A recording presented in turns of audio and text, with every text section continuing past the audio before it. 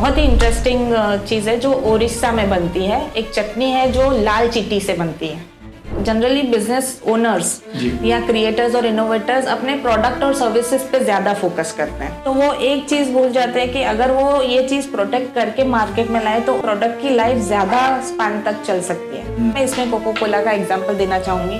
Cocoa Cola is 100-year old brand, तो why how they are surviving.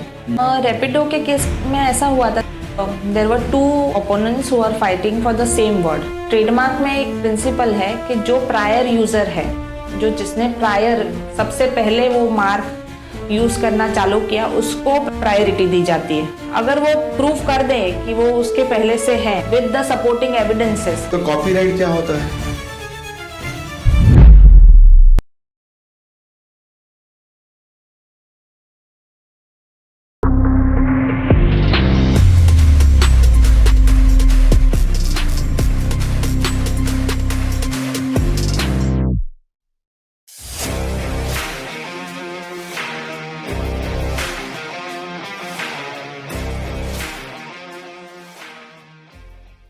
Hello friends, I hope you guys are doing very well. आज जिस guest को हम लेकर आए हैं वो इंटरेस्टिंग इसलिए हैं क्योंकि वो बिजनेस लोगों को उनकी यूनिकनेस को प्रोटेक्ट करने में हेल्पफुल होते हैं। आपने कई सारी स्टोरी सुनी होगी जहाँ पे दो बड़े बड़े बिजनेस हाउसेस लड़ पड़ते हैं अपनी ब्रांड के लिए और फिर एक दूसरे पे खर्चा करते हैं, केसेस डालते हैं और करोड़ अरबों रुपए का नुकसान करते हैं, समय भी बर्बाद हो जाता है। तो हम एक ऐसे लॉयर को लेके आते हैं जो आईपीआर प्रैक्टिस करते हैं। ठीक है, इनका नाम है उर्वशी दोषी। उर्वशी जी बॉम्बे से है बेसिकली, और लॉ इन्होंने पढ़ाई की है लंदन से, बॉम्बे में फिर आके इन्होंने प्रैक्टिस शुरू की और आगे चल के हम उनकी कहानी सुनते हैं कि कैसे आईपीआर ने उनको इंटरेस्ट किया। बड़ा इंटरेस्टिंग सब्जेक्ट है आईपीआर, क्योंकि हमारे जितने भी इंटेलिजेंट और इंटेलेक्ट एरियाज होते हैं बिजनेस के, उसको प्रोटेक्ट करने में हेल्पफुल होता है।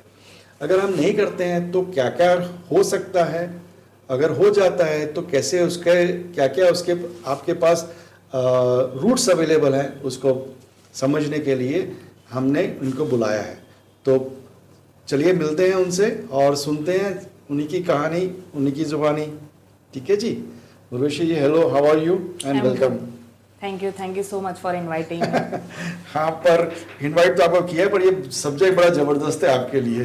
yes. और हमारी ऑडियंस के लिए भी। सो आई वुड वांट कि हमें बड़ा मजा आए इसको समझने में, और जितने भी बिजनेस वाले हैं उनको भी काफ़ी इंटरेस्टिंग लगे, क्योंकि ये सब्जेक्ट के बारे में लोगों को पता नहीं है, बहुत कम लोगों को पता है, और जिनको पता है शायद वो भी इस बात को तवज्जो नहीं देते, इसको इम्पोर्टेंस नहीं देते, और जिनको पता नहीं है वो तो इम्पोर्टेंस दे ही नहीं पाते। सही बात। ठीक है ना। तो हम जानना चाहते हैं कि आप बॉम्बे में कैसे आपने पढ़ाई शुरू की, क्या क्या किया, और फिर थोड़ा हमें बताइए कि आप किस तरह इसमें आए आईपीआर में।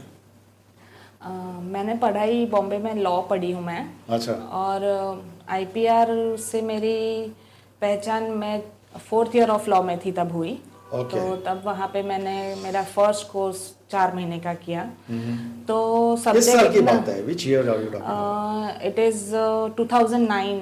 अच्छा, 2009 में। Yes. Okay. तो वहाँ पे वो कोर्स करने के बाद एक अजीब सा चैलेंजिंग चीज़ सामने आई कि हर आईपी अलग है, हर केस अलग है, हर ट्रेडमार्क अलग है। तो वो हर एक, वो क्या क्यूरियोसिटी क्रिएट करती है। फिर वहाँ से लगा कि नहीं, फिर वहाँ से मुझे पता चला कि मास्टर्स करने हम अब्रॉड भी जा सकते हैं। अच्छा। तो फिर मैं अब्रॉड गई, मैंने मेरा यूके से पढ़ाई की। यूके से क्या किया आपने? मैंने मेरा मास्टर्स यूके से किया है। अच्छा। In international business law. Oh अच्छा, okay okay, international business law. हाँ, एंड उसमें भी one of the module was intellectual property जी। और मैंने मेरे थीसिस भी डिस्परेजमेंट ऑफ ट्रेडमार्क्स पे लिखी थी। Okay.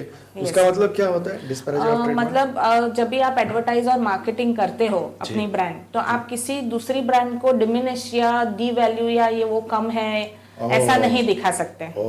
So that is disparagement of trademark. अच्छा अच्छा अच्छा, गुड। सो उसके ऊपर मैंने मेरे थीसिस लिखे थे। ओके। फिर मैं वापस आई कब? इन 2013। अच्छा। और वापस आने के बाद मैंने इस पे ज़्यादा नॉलेज गैदर की। फिर 2016 में एक पॉलिसी आई थी अरुण जेटली जी की, जो गवर्नमेंट ने ऑब्जेक्टिव सेट किए थे with respect to this subject. तो वो ऑब्जेक्टिव्स पढ़ने के बाद मुझे ऐसा लगा कि not only legal thing, there are other part of the IPR is also important. अच्छा। तो उसके मुझे सॉल्यूशंस मुझे ध्यान में आए कि इसका सॉल्यूशंस ये हो सकता है, या ये ऑब्जेक्टिव को हम ऐसे मैटर कर सकते हैं। तो वहाँ से मैंने मेरी रिसर्च चालू की और फिर मैंने मेरी कंपनी स्टार्ट की। कब कंपनी स्टार्ट की आपने?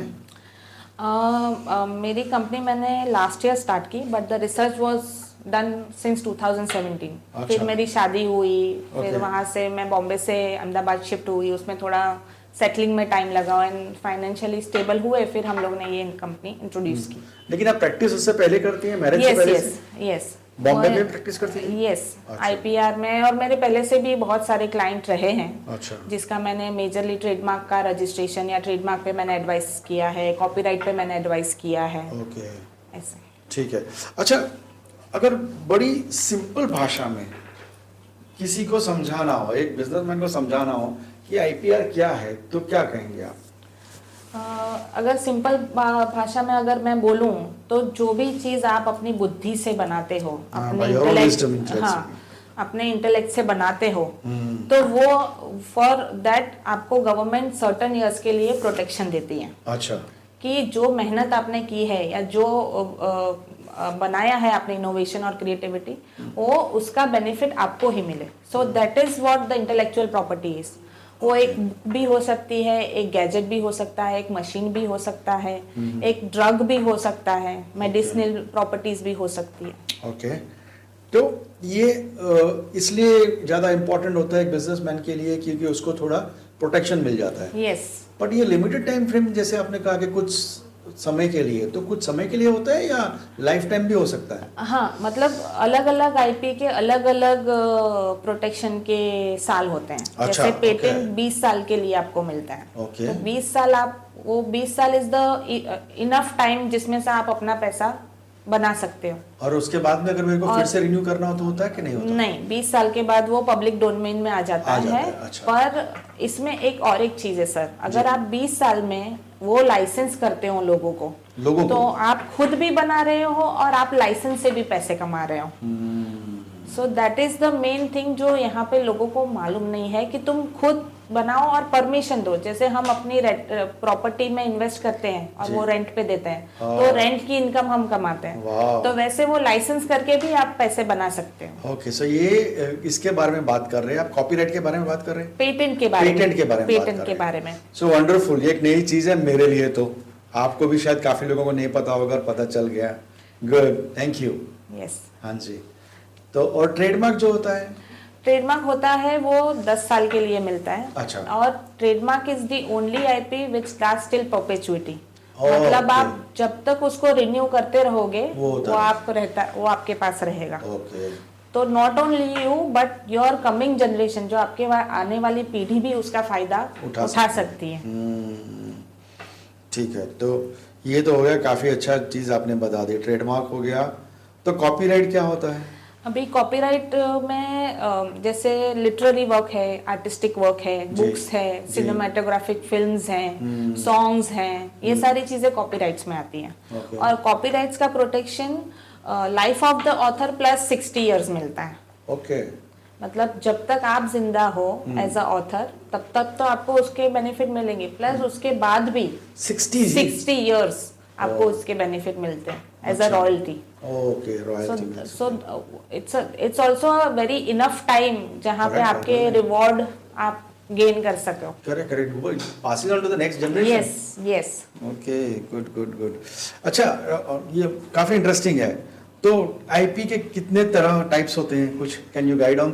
हाँ, आईपी के बहुत सारे टाइप्स होते हैं, जैसे ट्रेडमार्क्स हैं, कॉपीराइट है, पेटेंट्स हैं, डिजाइन है, जीआई है, ज्योग्राफिकल इंडिकेशन।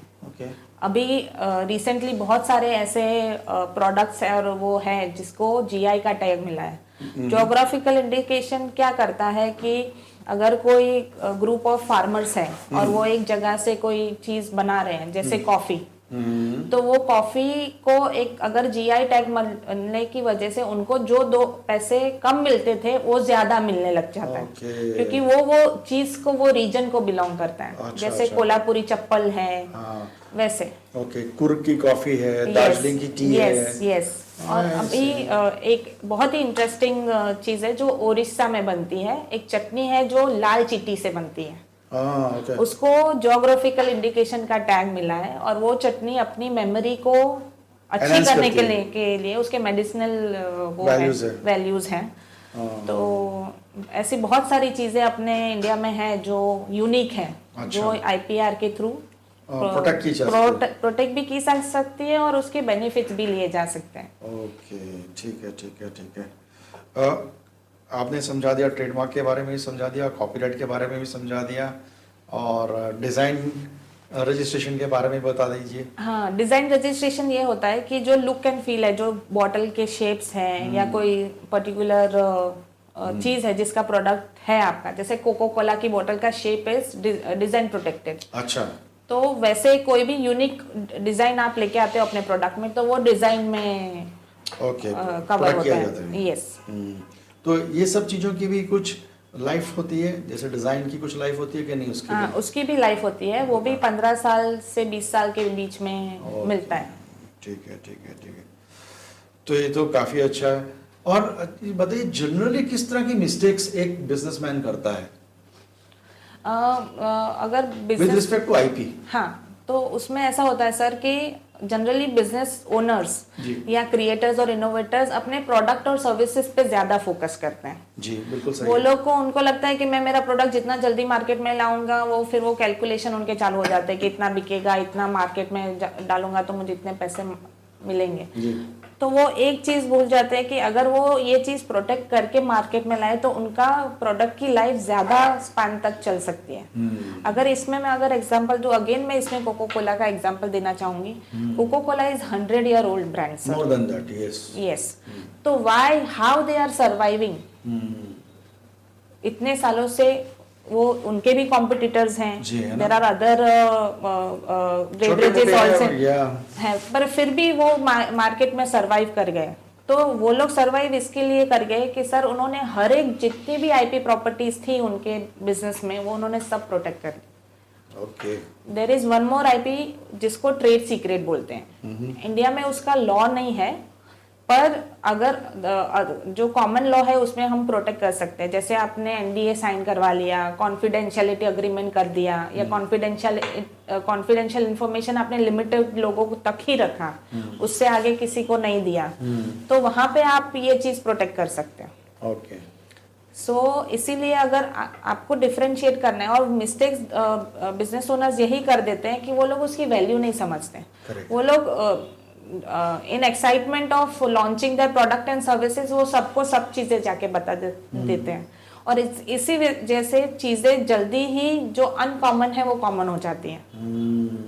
अच्छा, पुराने जमाने में इतना कंपटीशन नहीं था तो लोगों को इतनी नॉलेज नहीं थी, इसलिए प्रोटेक्ट नहीं करते थे। अब वही जो पढ़े लिखे नहीं है, गांव से आया, उन्होंने एक चीज यहाँ पे बहुत अच्छी बना ली, ठीक है, उनको पता नहीं था, बराबर, अब वो हिट हो गए, बराबर। तो जो नेक्स्ट आता है उसको वो भी ये नहीं देखता है कि ये मेरी जो प्रोडक्ट है वो प्रोटेक्टेड है या नहीं है। यस है ना। अगर मैं थोड़ी हिस्ट्री में बात करूं सर, जो ट्रेडमार्क लॉ का जो इंसेप्शन है वो बहुत पुराना है सर। क्योंकि पहले के टाइम में वो कैटल्स होते थे, लोग कैटल्स रखते थे अपने घर में, तो हर एक अपने कैटल्स पे एक थप्पा लगाते थे कि ये कैटल मेरी है और ये मेरी है। तो वहां से वो ट्रेडमार्क का इंसेप्शन हुआ। ओह अच्छा, आई रिमेम्बर दैट। हाँ, करेक्ट। तो आज भी करते हैं। हाँ, तो वो वही है कि आप मार्केट में हो, पर आपका जो प्रोडक्ट है, वो सर्विस जो आप दे रहे हो, उसका रिवॉर्ड और उसका रेवेन्यू वो आपको मिलना चाहिए, और कोई कंफ्यूजन नहीं होना चाहिए, एंड कोई अनफेयर कंपटीशन नहीं होना चाहिए। यस।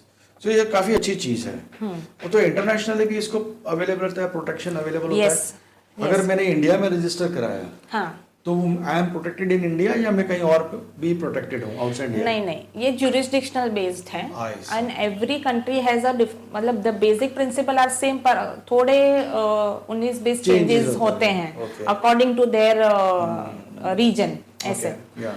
और अगर आप इंडिया में प्रोटेक्टेड हो और समझो कि अभी लोग एक्सपोर्ट्स करते हैं, Correct. तो before entering to that market you should secure your brand या कॉपीराइट इनोवेशन है या जो भी आईपीज है वो पहले आप वहाँ पे ले लीजिए।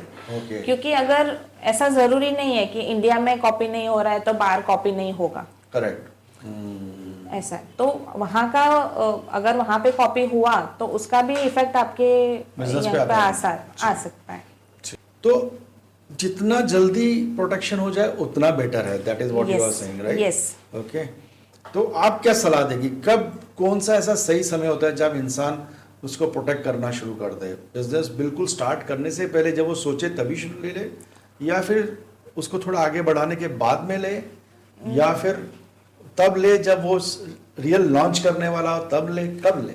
नहीं, जब भी द वेरी फर्स्ट आइडिएशन से आपको शुरुआत कर देनी चाहिए। अच्छा, ओके। और अगर आपको इतनी एक्सपर्टीज नहीं है तो before even starting you should go and at least have a one conversation with your IP expert और आईपी लॉयर। अच्छा, कि मैं ऐसा करना सोच रहा हूँ, तो व्हाट आर द आईपीज जो इमर्ज होगी। ओके। उसमें और एक चीज होती है सर, ऐसा जरूरी नहीं है कि जब भी आपने बिजनेस स्टार्ट किया तभी ही आईपी होगी। अच्छा, during the course of the business also IP emerges. कुछ इनोवेशन हो गया, हाँ, कुछ चेंजेस आपने किए, हाँ, तभी भी हो सकती है। तो वो एक ईयरली पीरियोडिकल रिव्यू आप करवाओ आपके बिजनेस का, तो आपको पता चल जाएगा कि अभी ये आईपी इमर्ज हुई है तो I better file it before I put it in the public domain और आई डिस्क्लोज इट टू अच्छा, पीपल। दुनिया को पता चले उससे पहले। ओके। और एक थोड़ा क्वेश्चन जो मेरे इंटरेस्ट का है वो ये है कि कितने लोग आपके पास आते हैं आज की तारीख में आईपी के लिए, अगर हम ऑन एन एवरेज देखें? सर अगर देखे जाए ना तो यहाँ पे नॉलेज बहुत लिमिटेड है। लोगों को ये सब्जेक्ट के बारे में मालूम नहीं है, पर उसमें उनकी गलती भी नहीं है। यहाँ पे लोग एज अ ह्यूमन हम जो दिखता है उसमें ज्यादा बिलीव करते हैं। The very nature of IP is intangible, वो इनविजिबल है। करेक्ट। तो दिखती नहीं है, तो किसी को हम बताते भी है ना कि ये ऐसा होता है, ऐसा होता है, तो दे टिकट हसीने में निकाल देते हैं कि नहीं ऐसा थोड़ी ना होता है, ऐसे थोड़ी कर सकते हैं ऐसा। बट जब भी जिसने ये सब्जेक्ट को समझ लिया है वो आज बहुत ही अनदर लेवल पे है सर। अच्छा, उर्वशी ये बताइए कि कितनी बार ऐसा होता है कि क्लाइंट आता है और आपने समझा और बोलता है ठीक है चलो लेट्स गो एड करते हैं हमें, या फिर लोग बोलते हैं, अभी भी लोग बोलते हैं कि सोच के मैं कहता हूँ आपको? हाँ, नहीं, कई ऐसे बिजनेस होते हैं, वो लोग बोलते हैं नहीं मेरा तो छोटा सा दुकान है, मेरे में कहाँ आईपी लगेगा, वो तो बड़े लोगों की बात है, बड़ी कंपनीज की बात है। पर ऐसा नहीं है सर। मैं विथ माय ऑर्गेनाइजेशन मैं 2 कैंपेन्स रन करती हूँ। अच्छा। जिसमें है कि आईपीआर फॉर ऑल। आईपीआर और फॉर ऑल क्या बोलता है कि आप ह्यूमन हो, आपके पास ब्रेन है और आप बुद्धि यूज करते हो, तो वो जितने भी ह्यूमन हैं वो सबको आईपी लागू होता है। अच्छा, ऐसा है। ओके। और दूसरा है कि कॉपिंग किल्स क्रिएटिविटी। जब आप किसी को कॉपी करते हो तो आप उसका इनोवेशन और क्रिएटिविटी डैमेज नहीं कर रहे हो, आप खुद की क्रिएटिविटी को भी मार रहे हो। करेक्ट। जो आप अपना असेट बना सकते हो। तो ये 2 कैंपेन इसीलिए मैं चलाती हूँ कि लोगों को पता चले कि आईपीआर सिर्फ रिच लोगों के लिए या बड़े बिजनेस, हाँ, या डेवलप कंट्री के लिए नहीं है। अच्छा। वो अगर आप ह्यूमन हो तो आपको आईपी लागू होता है। ओके, आप कर सकते हो। आप कर सकते हो। ठीक है। तो अगर मैं आपके पास आता हूँ एज ए बिजनेसमैन, अभी मैंने स्टार्ट नहीं किया, मैं सोच रहा हूँ, तो आप मेरे से किस तरह के सवाल पूछोगे ये डिसाइड करने के लिए कि कौन कौन सा आईपी मुझे लागू हो सकते हैं? मैं पहले से आपके बिजनेस के बारे में जानूंगी कि आपने ये आइडिया आपको कहाँ से आया, what inspired you to start this business और start this chain of products और सर्विसेज। सेकेंडली मैं आपको ये पूछूंगी कि ये ब्रांड नेम आपको कैसे आया। पहले आप ब्रांड नेम से स्टार्ट कर दीजिए। हाँ, कि आपने ये नाम ही क्यों सिलेक्ट किया। उसमें एक प्रिंसिपल होता है सर कि your trademark should be distinctive and not descriptive. अच्छा। यहाँ पे जनरली प्रैक्टिस ऐसी होती है सर कि लोग अपना बिजनेस डिस्क्राइब करे वैसे नाम रखते हैं, तो वो एलिजिबल नहीं होता ट्रेडमार्क फाइल करने के लिए। अच्छा। तो नाम आपका कॉन्ट्राडिक्टरी होना चाहिए। और वो साइकोलॉजिकल इफेक्ट भी क्रिएट करता है सर कि अगर कोई ब्रांड नेम है, समझो कि मैं एप्पल का एग्जांपल दूं, एप्पल नाम देख के कोई नहीं बोलेगा कि they are into mobile. Correct. तो वो क्यूरियोसिटी होती है कि अरे ये नाम ऐसा है तो क्या करते होंगे। सो इसके लिए अगर आप डिस्टिंक्टिव नेम सिलेक्ट करें और डिस्ट्रिक्टिव नेम ना सिलेक्ट करें तो आपके लिए बेटर है। तो वैसे मैं एडवाइस करती हूँ। ओके, तो यहाँ ट्रेडमार्क आ गया। यस। फिर और क्या नेक्स्ट का सवाल आप पूछेंगी, क्योंकि मैं एक नया बिजनेसमैन हूँ। राइट। और फिर कॉपीराइट के बारे में पूछूंगी। अगर उसका लोगो आर्टिस्टिक लोगो है तो आर्टिस्टिक वर्क अगर उसको प्रोटेक्ट कराना है अबाउट द लोगो तो वो कॉपीराइट में फॉल होता है। लोगो भी कॉपीराइट्स होते हैं। अच्छा। तो वो एडिशनल प्रोटेक्शन हो जाता है। और सेकेंडली मैं जो करती हूँ उसमें ऐसा होता है कि मैं लोगों का पोर्टफोलियो क्रिएट करवाती हूँ। जैसे स्टॉक का पोर्टफोलियो होता है वैसे आईपी का भी पोर्टफोलियो बन सकता है। आई से। और उसको हम वैल्यू भी कर सकते हैं in terms of money. Okay. Yes. And there is the main important thing is commercialisation of IP, जो लोग नहीं करते। ओके, कुछ एग्जांपल्स बताइए ना। जैसे कमर्शियलाइजेशन ऑफ आईपी में, जैसे मैंने आपको पेटेंट का बताया कि 20 इयर्स का आपको प्रोटेक्शन मिला, उसमें आपने लाइसेंस कर दिया तो आपको मल्टीपल सोर्स ऑफ इनकम मिल गई।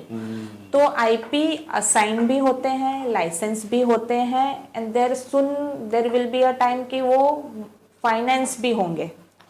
उसके अगेंस्ट में आपको फाइनेंस भी मिलेगा। Correct. There are provisions in India as well, पर कई केसेस में ऐसा हुआ है कि वो नेगेटिव अनसक्सेसफुल रहे हैं। ओके। तो वो लोग उसको नेगेटिव से देखते हैं, पर अगर वो प्रॉपर सिस्टम में बिठाया जाए तो it is a good thing. हाँ, अगर आपकी वैल्यू है ब्रांड की, काफी इंपॉर्टेंट ब्रांड है, तो आप उसको मॉर्गेज कर सकते हो। यस। अभी उसका नाम ही इंटेलेक्चुअल प्रॉपर्टी है। प्रॉपर्टी मीन्स आप उसको मॉर्गेज कर सकते हैं। ऐसा है। Very nice. ये तो एक नई चीज़ आपको जानने मिली। ओके। कुछ एक एग्जांपल ऐसे बताइए जहाँ पे लोगों ने अपने आप को प्रोटेक्ट कर लिया एक ट्रेडमार्क को या कॉपीराइट को करके। एनी अगर आपके प्रैक्टिस में कुछ आए हो तो। यहाँ पे मैं एक सक्सेस स्टोरी बोलना चाहूँगी सर कि it is about Kiran Mazumdar Shaw. अच्छा। She is the one of the richest lady of India. Correct. Indian woman है, बायोकॉन की ओनर है and her company is $1 million company जी आज। तो उसने वो सारी चीजें की है with respect to her IP. अगर आप उसकी सब स्टोरी पढ़ोगे तो उसने एक टेक्नोलॉजी लाई, एक इनोवेशन लाया। उसने नॉट ओनली इंडिया, अब्रॉड भी उसको एक्सपांड किया, कमर्शियली एक्सप्लोर किया, लाइसेंस किया, टेक्नोलॉजी लाइसेंस की। तो not only through her innovation but with her additional commercialization IP, she have made her company $1 million company. Wow. तो it is a tried and tested thing.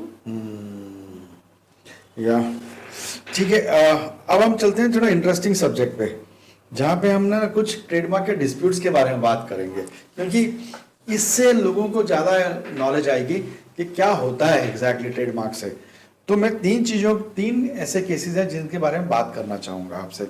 एक है भारत पे versus phone पे, एक PayPal versus Paytm, और तीसरा है रैपिडो का केस। तो हम एक एक करके एक केस को मैं आपसे कहूँगा कि उनको डाइसेक्ट कीजिए, ठीक है ना। तो पहले हम केस करते हैं भारत पे वर्सेस फोन पे।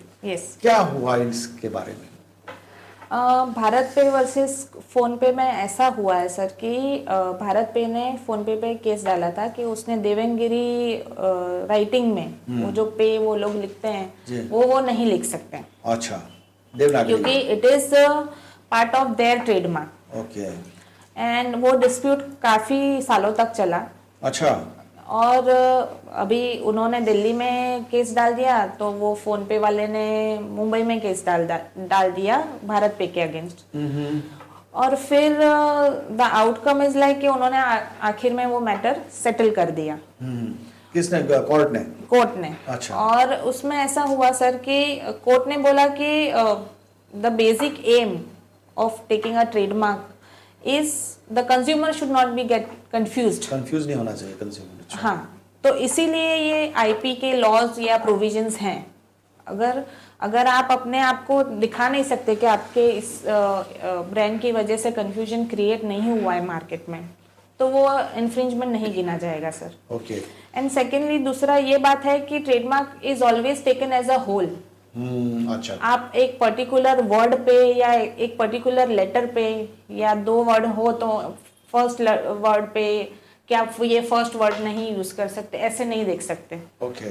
It should be taken as a whole. अच्छा। ऐसा है। इसीलिए वो चीज ऐसे बताई गई कि आप rather than focusing on this trademark dispute you focus on developing the financial fintech business actually. अच्छा। ओके। ऐसा। ओके, तो उन्होंने बोला कि आप कैटेगरी को अच्छा बनाइए। यस यस राइट, स्ट्रॉन्गर करिए कैटेगरी को। यस। लेकिन ये केसेस जितने भी मैं सुनता हूँ ये काफी लंबे टाइम तक चलते हैं, तो क्या कमर्शियली डैमेज नहीं होती ऑर्गेनाइजेशंस को? वो कोर्ट पे डिपेंड करता है कि वो इन्फ्रिंजमेंट है कि नहीं, पर वो थोड़ा सा भी उनको लगे ना तो वो एक दूसरे पे केस डाल देते हैं। नहीं, वो तो मैं समझ गया, लेकिन जो केस कोर्ट में चलता है वो भी काफी सालों तक चलता है। हाँ, पर कमर्शियल मैटर्स में ऐसा होता है सर कि the court should decide the matter in trial court only. अच्छा। और वो ऐसा कंसाइज होना चाहिए कि वो अपील में जाए ही ना। अच्छा, तो क्योंकि अगर कमर्शियल मैटर्स भी ऐसे प्रोलॉन्ग चलते रहे तो it will be a loss to the company. या ठीक है, नेक्स्ट केस हम डिस्कस करते हैं पेटीएम वर्सेस पेपाल। पेपाल जो है इंटरनेशनल ऑर्गेनाइजेशन है और पेटीएम जो इंडिया बेस्ड है। Yes. इनके बीच में भी केस चला। राइट। उसके बारे में कुछ बताइए।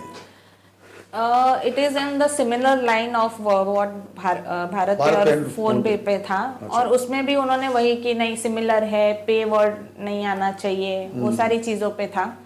पर वहाँ पे ये जो सारे राइट्स है ना सर, वो जुरिस्डिक्शनल राइट्स होते हैं।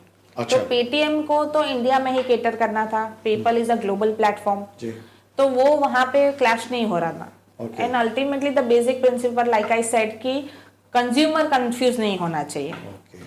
और जो सोर्स है और जो ब्रांड है उसके रिवॉर्ड उसको ही मिलने चाहिए। इसके बेसिस पे होता है। करेक्ट। अब हम आते हैं थर्ड केस जो है रैपिडो का केस। Yes. जिसमें ट्रेडमार्क का काफी इंपॉर्टेंट रोल रहा। Yes. वो केस हम आपसे जानना चाहेंगे। यस। रैपिडो के केस में ऐसा हुआ था सर कि there were 2 opponents who are fighting for the same word. तो ट्रेडमार्क में एक प्रिंसिपल है कि जो प्रायर यूजर है, जो जिसने प्रायर सबसे पहले वो मार्क यूज करना चालू किया, उसको प्रायोरिटी दी जाती है। उसने रजिस्टर नहीं कराया हो तो भी? हाँ। अच्छा। अगर वो प्रूफ कर दे कि वो उसके पहले से है विद द सपोर्टिंग एविडेंसेस, तो उसको पहले प्रायोरिटी दी जाती है। ओके।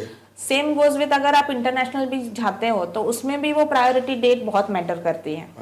क्योंकि वहां पे भी अगर कोई है जो क्लेम कर रहा है कि वो उनका मार्क है बट यू आर प्रायर, तो आपको प्रायोरिटी दी जाएगी। तो उसकी केस में प्रायोरिटी उसकी उस कंट्री में देखी जाएगी या किसी भी कंट्री में देखी जाएगी? नहीं, उस कंट्री में देखी जाएगी। हाँ, ऐसा है। तो ये प्रायर यूजर और प्रायर डेट बहुत इंपॉर्टेंट है। तो इसके लिए क्या एविडेंस देना पड़ता है एक बिजनेसमैन को? अगर मतलब आप इनवॉइसेस देख सकते हो। अच्छा। आपकी खुद की एग्जिस्टेंस, आपने डोमेन लिया हो या आपकी वेबसाइट बनाई हो या कंपनी फॉर्म की हो, उसके डॉक्यूमेंट्स हो, वो सारी चीजें आपने लोगो अपना डिजाइन करवाया हो फॉर द, तो उसका बिल हो। हाँ, सो डॉक्यूमेंट्री एविडेंस चाहिए होता है। हाँ, जिसमें आप दिखा सको कि डेट है और वो नाम वहाँ पे रिफ्लेक्ट होना चाहिए। Okay, so in that case अगर आप उसके लिए आप इनवॉइसेस बता सकते हो, उसके लिए आप जो डिजाइनर से आपने बनवाया है, हाँ। उसका इनवॉइस की डेट बता सकते हो, आपके फर्स्ट बिल की कॉपी दे सकते हो। यस। ओके, ठीक है। और नेम ऑफ द कंपनी जिसमें रजिस्ट्रेशन कराया। And how you came to that name, what is your significance behind it, कि आपने वो नाम ही क्यों सिलेक्ट किया। अच्छा, ओके। वैसे वो अगर आप जस्टिफाई कर पाओ और आपके और ओपोनेंट में कोई रिलेशन ही नहीं है, क्योंकि आपको वो असेट के बारे में और वो ब्रांड का एक्सेस मिलना चाहिए ना, तो आप जाके कॉपी करोगे। ठीक है। अगर आप इंडिविजुअली दिखा सको कि नहीं मैंने there is no connection between us, तो वो भी एक चीज मैटर करती है। अच्छा, ठीक है। सो इस वजह से क्या हुआ रैपिडो के केस में? तो वो the opponent was not able to prove supporting documents वो नहीं दे पाया, अच्छा। तो वो जो लिटिगेंट था उसके फेवर में वो नाम आ गया, अच्छा। और वैसे वो रैपिडो नेम उसको मिल गया। पर रैपिडो वाले ने तो जो जिसके अगेंस्ट में था उसने काफ़ी सारे उसमें डोमेन्स में लिया हुआ था, रजिस्ट्रेशन कराने की बात कर रहा था। इसमें ऐसा है ना सर कि आपको प्रूफ करना पड़ता है कि आप वो बिजनेस में हो कि नहीं। वो बिजनेस में था नहीं। हाँ, और there is something called trademark trafficking also. What is that?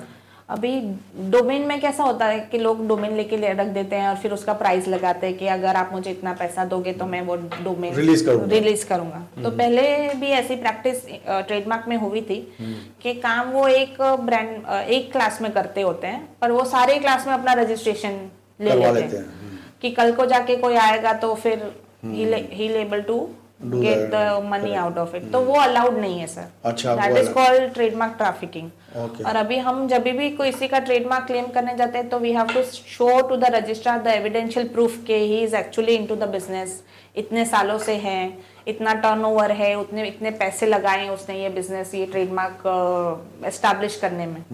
फिर वो based on those information and documents वो मार्क ग्रांट होता है। अच्छा, उर्वशी जी एक सवाल मेरे दिमाग में आ रहा था कि अगर मैंने मतलब एक सेगमेंट में मैंने इसको ट्रेडमार्क को रजिस्टर कराया है और वो थोड़ा थोड़ा फेमस होता रहा है मेरा ब्रांड नेम, अब मैं काफ़ी सारे उसमें ले लेता हूँ, ठीक है ना, राइट, लेकिन मैं बिजनेस कहीं नहीं कर रहा, तो वो नाम किसी और को किसी और बिजनेस के लिए मिल सकता है? वो मिल सकता है, but then you have to show कि वो चीज में बिजनेस नहीं कर रहा है, कि वो कैटेगरी में बिजनेस नहीं कर रहा है। हाँ, सपोज मैं नहीं कर रहा हूँ। हाँ, अगर मैं मान के चलो कि मैं आज कंसल्टिंग कर रहा हूँ, ठीक है, लेकिन मैं मैन्युफैक्चरिंग नहीं कर रहा। हाँ, करेक्ट। मान के चलिए कि हम शेविंग ब्लेड्स बनाते हैं, राइट, लेकिन वो मैं मैन्युफैक्चरिंग नहीं कर रहा हूँ, राइट। तो कोई आके उस सेगमेंट में रजिस्टर करा सकता है हमारी brand name for manufacturing of? आप अप्लाई करके अगर वो ऑब्जेक्शन में आया कि ये ब्रांड ऑलरेडी है या वो ऑपोजिशन में आया, तो उसको वो दिखाना पड़ेगा कि अगर ये क्लास में मैंने डाला है तो I am actually doing business in that class. अगर मैं नहीं कर रहा हूँ, इसलिए मैं कह रहा हूँ, तो इसी the other person will get it. Yes, ठीक है, even though I have registered, Yes. फिर भी उसको मिल सकता है। Yes, Okay. क्योंकि उसमें कैसा है, आपका वो जो जिसने बिजनेस नहीं करे उसका शायद कैंसिल भी हो जाए, क्योंकि यहाँ पे कैसा है, जैसे मैंने आपको बताया कि कंज्यूमर कंफ्यूज नहीं होना चाहिए। That is the main principle. अच्छा, ऐसा है। ओके, फाइन, ठीक है। कुछ एक ऐसी स्टोरीज हैं जिसमें इग्नोर आईपी को इग्नोर करके बहुत बड़ा रिस्क हुआ हो किसी को? बहुत होता है सर, बहुत होता है। यस। और ये लोग मतलब बिजनेस ओनर्स तब जागते हैं जब उनका चीज हाथ से निकल जाती है, और फिर वो आके बोलते हैं कि अरे मेरा कॉपी हो गया, अरे ये ऐसा इन्फ्रिंजमेंट हो गया, अभी आप इसमें इंजेक्शन लाके दो। तो मैं उसमें ऐसे ही बोलती हूँ सर कि prevention is better than cure. Right. तो आप स्टार्टिंग से ही वो सारी चीजें और आपको मालूम नहीं है कि आपकी कौन सी प्रोडक्ट या कौन सी सर्विस मार्केट में क्लिक हो जाएगी। ठीक है, ठीक है, ठीक है। जैसे प्रॉपर्टी, हम फिजिकल प्रॉपर्टी खरीदते हैं तो आपको मालूम नहीं है कि कल जाके बाजू में मॉल बनने वाला है तो मेरे प्रॉपर्टी के प्राइस बढ़ जाएंगे। तो इससे स्ट्रेटेजिकली आप अगर चीजें लेके चले तो तो आईपी वायोलेशन के केसेस हो जाते हैं। हाँ, तो उसमें मेरे पास क्या प्रोटेक्शन राइट्स हैं? उसमें आपको सबसे पहले तो एक लीगल एडवाइस लेनी चाहिए। अच्छा। कि मेरा ऐसा है और ऐसे इन्फ्रिंजमेंट हुआ है, what are the possibilities, okay, कि how I can stop that person. So उसमें सिविल रेमेडीज भी है, क्रिमिनल रेमेडीज भी है। ओके। तो सिविल रेमेडीज में आप उसको सीज एंड डिसीज का नोटिस भेज सकते हो, इंजंक्शन ले सकते हो कोर्ट से, अच्छा, एंड फाइनल रिलीफ में डैमेजेस ले सकते हो। और काउंटर फीटिंग और पायरेसी में आप एफआईआर दर्ज करा के आप एनफोर्समेंट करा सकते हो। ओके। वो डुप्लीकेट प्रोडक्ट्स कन्फिस्केट हो सकते हैं। ओके, काफी सारे होते हैं, डुप्लीकेट प्रोडक्ट्स मिल रहे होते हैं और कंपनी के लोग आते हैं और फिर वो सब ढूंढ के निकालते हैं। Yes, yes. Okay, right, right, right. तो क्या रिकोर्स अवेलेबल है? जैसे आपने बताया कि आई शुड पहले मुझे एक लॉयर के पास जाना चाहिए, राइट, फिर मुझे पुलिस का प्रोटेक्शन भी ले लेना चाहिए अपने प्रोडक्ट्स के बारे में, क्या करना चाहिए प्रोटेक्शन, और क्या क्या मुझे अवेलेबल है? सी बेसिक थिंग तो आप इंजंक्शन ले सकते हैं, आपको अच्छा। उसको वो यूज, क्योंकि he is trying to create a confusion in the market correct and trying to ride over your goodwill और योर ब्रांड। True, तो जो रिवॉर्ड आपको मिलना चाहिए वो वो उसको चले चला जाएगा रहा है। कमर्शियली। तो उसको स्टॉप करने के लिए जैसे मैंने बताया इंजंक्शन ले सकते हो कि आप ये नाम नहीं यूज कर सकते या प्रोडक्ट नहीं बना सकते वैसे। और यहाँ पे क्रिमिनल रेमेडी में आप रेड करवा के अपना मॉनेटरी डैमेजेस क्लेम कर सकते हो। ओके जैसे फॉर एग्जांपल एक बहुत ही इंडिया की एक काफ़ी मशहूर ब्रांड है, उसका बटर डुप्लीकेट अवेलेबल था उस ब्रांड में, वो उसी तरह रैप भी किया जाता था, उसी तरह सब कुछ किया जाता था, तो उस केस में फिर पुलिस भी कोई भी इन्वॉल्वमेंट आ जाता है? हाँ, उनका भी इन्वॉल्वमेंट आता है क्योंकि उनके एफआईआर विदाउट आप रेड तो कंडक्ट कर ही नहीं सकते without support of the police. Correct. तो वो ट्रेडमार्क का इन्फ्रिंजमेंट या वो काउंटरफिटिंग गुड्स आपको वहाँ पे दिखाना पड़ता है। अच्छा। बेस्ड ऑन दैट आप वहाँ पे रेड कंडक्ट करके वो माल सीज करा सकते हैं और फिर मॉनेटरी डैमेजेस के लिए क्लेम कर सकते हैं। यस, लेकिन तब तक तो बहुत डैमेज भी हो सकता है। हाँ, पर अगर वो प्रोडक्ट जब भी हो ही जाता है। सप्लाई चेन से निकल गया तो आपका प्रोडक्ट काफी- बिकने लगेगा ना। जी जी जी जी Yes. ठीक है। टेक्नोलॉजी का इम्पैक्ट ऑन आईपी, अब तो टेक्नोलॉजी में काफ़ी कुछ एडवांस होने शुरू हो गए हैं, तो ये कैसे हेल्पफुल होता है आईपी में? आप कुछ स्टडी वगैरह कर रही हैं इसके बारे में या हाँ, कोई आप मैंने- आप या गवर्नमेंट कुछ पेपर वगैरह इसके बारे में डाल रहा है, क्या है? हाँ, मैंने इस पे स्टडी किया है सर। मैंने I have studied about blockchain technology. Okay. It's a very secure technology और उसमें आईपी का रोल बहुत अच्छा हो सकता है अच्छा। बिकॉज जो सर्टिफिकेशंस हैं वो आप ब्लॉकचेन की टेक्नोलॉजी के थ्रू दो तो उसका डुप्लीकेशन या उसका मिसयूज या थेफ्ट नहीं हो सकता। अच्छा, okay. And I have already done, I am researching on it and मैंने एक ग्लोबल एप्लीकेशन बनाने का सोचा है। वाओ। तो वो प्लेटफॉर्म होगा जिसमें not only nationally internationally trades होंगे आईपी के, अच्छा अच्छा अच्छा। with the help of blockchain technology, AI and NFTs के थ्रू उसका transactions होंगे sir. So it will be a secured thing। अच्छा अच्छा। कि आप ये प्लेटफॉर्म पे आए और यहाँ पे आपने अपना ट्रेडमार्क लाइसेंस करने के लिए या आपका पेटेंट लाइसेंस या असाइन करने के लिए आपने प्रोसेस की और उसमें स्मार्ट कॉन्ट्रैक्ट के थ्रू ये सारी चीज़ें होगी, क्योंकि अगर वो ग्लोबल है तो हर एक के पैरामीटर्स और हर एक चीज़ अलग अलग होगी, जुरिस्डिक्शंस अलग अलग होगी, उसके हिसाब से उसमें मुझे वो डालने पड़ेंगे प्रोविजंस। इंटरनेशनली जो आईपीआर है के लिए which is the body which is responsible? Internationally world intellectual property organisation अच्छा। Is the organisation of for IP intellectual property. तो where it is located? It is located in Geneva, Switzerland. Switzerland. Yes. अच्छा। So वो सभी countries के law को भी study करती हैं and then they keep on developing advancements उनके थ्रू होते हैं। अच्छा। देयर आर ट्रीटीज जो कंट्रीज साइन करती है, ओके ओके। जैसे ट्रिप्स अग्रीमेंट हो गया। ओके। तो that is through TRIPS agreement इसके लॉज इंडिया में आए हैं। आई सी। या ठीक है ठीक है ठीक है चलिए। अब आते हैं उस बात पे जिसके लिए बहुत इम्पोर्टेंस होता है, वो है आजकल देखा जाता है एआई। यस। एआई कैसे मतलब इतना ज़्यादा उसका यूज़ है कि हाउ डू यू बेसिकली, जैसे आपने कहा कि ये तो ह्यूमन माइंड के लिए है और एआई तो आर्टिफिशियल है, राइट। तो उसको कैसे हम प्रोटेक्ट कर सकते हैं? अगर मैंने अभी देखिए हम एग्जांपल्स देखते हैं, एक जस्ट समझना चाहता हूँ मैं आपसे कि किसी ने बुक लिखी है, उसने कितने साल रिसर्च करके एक बुक लिखी, ठीक है, मैं एक एआई को दे देता हूँ 10 पॉइंट देता हूँ, इसके ऊपर से मुझे 200 पेज की बुक बना दो, वो बना के दे देता है, ठीक है। अब मेरे ह्यूमन माइंड का कोई वैल्यू ही नहीं रही, ठीक है ना, राइट। एक सबसे पहले ये दूसरा ये सवाल आता है कि अगर इसको आईपी प्रोटेक्ट करता है तो कौन इसका ओनर होगा? जो प्रोग्रामिंग कर रहे हैं आर्टिफिशियल इंटेलिजेंस वो, या एआई वाली कंपनी होगी, या जो मैं होगा जिसने वो पॉइंट्स दिए, किसके पास जाएगा ये? Sir AI technology is also made by a human, जी so it is counted as a innovation. जी। But इसमें कैसा है कि the name itself says that it's artificial. जी।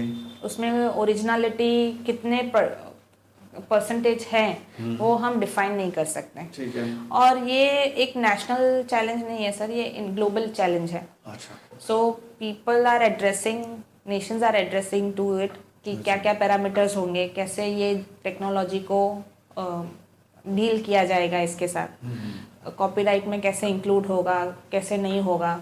कई कई कंट्री उसको एज अ कॉपीराइट इंक्लूड करेंगी, कई कई नहीं करेगी, तो उसके क्या इफ्स एंड बट्स होंगे। तो ये इस पे चल रहा है यहाँ पे। सून देयर विल बी लॉ भी आ जाएगा एआई को हैंडल करने के लिए कि कैसे एड्रेस किया जा सके उसको। क्योंकि टेक्नोलॉजी के ऊपर से एक और सवाल आता है कि फ्यूचर ऑफ आईपी क्या रहेगा? टेक्नोलॉजी के ऊपर से मैं जिस पर्सपेक्टिव से देखती हूँ सर, जी, आप ही का पर्सपेक्टिव तो चाहिए। मुझे ऐसे लगता है कि जैसे world is revolving towards automation technologies और वो सारी चीज़ें, 5 years down the line there will be a time where human made things will become very rare and expensive. क्योंकि जो ह्यूमन बना सकता है वो मशीन्स नहीं बना सकते सर, क्योंकि मशीन एक पैरामीटर में रन करता है, ह्यूमन ब्रेन एक पैरामीटर में नहीं रन कर सकता। और वो मशीन को तो ह्यूमन नहीं बनाया नहीं है ना? यस। ठीक है। अब आता है चैलेंज कि कैरियर इन आईपी। ये सब सोच के लोग बाग डर रहे हैं आईपी में आने के लिए कि नहीं, और ज्यादा एक्साइटेड है आईपी में आने के लिए? यहाँ youth is very excited about IP and उसमें कैसा है ना सर कि लोग ऐसा समझते हैं कि आपको लॉयर होना पड़ेगा या सीए होना पड़ेगा, then you can practise IP. But ऐसा नहीं है सर। जैसे मैंने आपको बताया आईपी एप्लीकेबल टू ऑल है, तो वो सब सीख सकते हैं उसके बारे में। ठीक है। So it is an added value to your academic also. Okay, ठीक है। तो अगर किसी को इसमें आना है तो किस तरह के स्किल्स चाहिए होंगे, क्या एजुकेशन चाहिए होगी, और as per you next 5 years क्या फ्यूचर है जो कैरियर बनाना चाहते हैं? यस, तो अगर आपको अगर डिफरेंट आईपी में स्पेशलाइजेशन करना है जी, तो पेटेंट का ऐसा रिक्वायरमेंट है कि आपको साइंस बैकग्राउंड होना जरूरी है। क्योंकि वो जो है patent is innovation about science से रिलेटेड होते हैं, तो आप टेक्नोलॉजी से है या मेडिसिनल चीज़ों से, तो उसमें आपका साइंस बैकग्राउंड होना जरूरी है। और उसमें गवर्नमेंट ही एक एग्जाम कंडक्ट करती है पेटेंट एजेंट बनने के लिए। अच्छा, तो उसकी एग्जाम आप दे दो तो आप पेटेंट एजेंट बन सकते हो। That is a very upcoming field. अच्छा, जिसमें बहुत ही कम लोग हैं, नीश फील्ड है। अच्छा, और अगर कोई एक्सपर्ट ऐसा हो तो वो अपने हिसाब से, मेहनत के हिसाब से पैसे भी बहुत अच्छे कमा सकता है। ओके। फिर apart from patent, trademark, copyright के लिए आप कॉमर्स बैकग्राउंड भी हो, आर्ट्स बैकग्राउंड हो तो भी चल सकता है, आप उसमें अपनी करियर बना सकते हैं। ओके। तो अगर कोई आ गया है इसमें तो किस तरह के, बेसिकली उसने डिसाइड कर लिया कि मुझे ये करना है, उसमें जाना है, तो व्हाट डू यू रिकमेंड? किस तरह की स्टडीज आप रिकमेंड करती हैं, किस तरह के स्किल्स, क्या क्या बुक्स आप रिकमेंड करती हैं उनके लिए? बुक्स तो इंटेलेक्चुअल प्रॉपर्टी पे there are many available in the market. अच्छा। There are courses also, online होते हैं, ऑफलाइन होते हैं, जो यूनिवर्सिटीज भी प्रोवाइड करती हैं। तो उसके थ्रू जाके आप अपनी डिग्रीज ले सकते हैं। और वाइपो भी, जो वर्ल्ड इंटेलेक्चुअल प्रॉपर्टी ऑर्गेनाइजेशन है, वो भी कई कोर्सेज रन करता है। उनकी खुद की एक एकेडमी है जो ऑनलाइन आप अपने घर से बैठ के पढ़ सकते हैं, उसकी नॉलेज ले सकते हैं। सो काफ़ी इंटरेस्टिंग टॉपिक आप मैम ने बताया कि आप अगर आईपीआर में जाना चाहते हैं, वो उसमें अपनी एक्सपर्टीज और स्किल से अपना कैरियर बनाना चाहते हैं, then you have lot many options and avenues आपके पास अवेलेबल हैं जिसके थ्रू आप आगे बढ़ सकते हैं। तो very nice, thanks a lot. लोगों को आईपीआर के बारे में फंडामेंटल नॉलेज तो मिल ही होगी, बाकी और ज़्यादा डिटेल में चाहिए तो वो आपसे मिले तो ज़्यादा बेटर होगा, बिकॉज ये वो प्लेटफॉर्म नहीं है जिसमें हम बहुत ज़्यादा डिटेल में बात कर सकते हैं। तो अगर आप बिजनेसमैन हैं, छोटे हैं, मीडियम साइज़ हैं या लार्ज साइजेस हैं, इंटेलेक्चुअल प्रॉपर्टी के लिए अगर कोई भी डिस्कशन करना चाहें तो आप उर्वशी मैम से मिलिए, ये आपको बताएंगी और आपको प्रॉपर गाइड करेंगी। काफ़ी सारे केसेस इन्होंने मुझे before the start of the podcast मेरे साथ डिस्कस किए, मुझे बताया, समझाया कि कितना इम्पॉर्टेंट होता है आईपीआर प्रोटेक्शन करना। सो आप इसका बेनिफिट उठा सकते हैं। मैं फिर से दोबारा यही कहूँगा कि मिलना ज़्यादा बेटर है। पॉडकास्ट की अपनी लिमिटेशन होती हैं, तो आप ज़रूर उनसे मिलिए। हम उनकी कॉन्टैक्ट डिटेल्स वगैरह नीचे दे देंगे। और इट इज़ ओनली थिंग कि आप सवाल पूछ लीजिए, हमें भी आप सवाल पूछेंगे तो हम उनका जवाब उनसे लेके फिर आपको बता देंगे। तो that is also other way of doing it. अब हम पॉडकास्ट के एंड की ओर आ रहे हैं, ठीक है। एक अगर इन हाफ ए मिनट अगर आप इसको समराइज कर दें for the interest of our audience, तो कैसे सम अप करेंगी?